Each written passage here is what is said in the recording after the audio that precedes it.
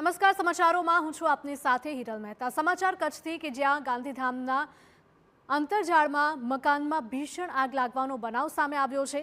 મંગલવિલા રેસિડેન્સીમાં gas લીકેજના લીધે આગ ભભૂકી ઉઠી હતી। ભીષણ આગના લીધે આસપાસના રહીશોમાં પણ ભયનો માહોલ ફેલાયો છે। ત્યારે ફાયરની ટીમ ઘટના સ્થળ પર પહોંચી અને આગ પર કાબૂ મેળવ્યો।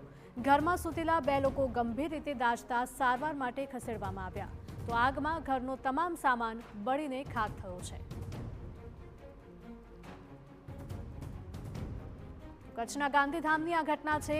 અંતરજાળમાં મકાનમાં ભીષણ આગ લાગવાનો બનાવ સામે આવ્યો કે જ્યાં મંગલવિલા રેસિડેન્સીમાં ગેસ લીકેજના લીધે આગ ભભૂકી હોવાનું સામે આવ્યું છે।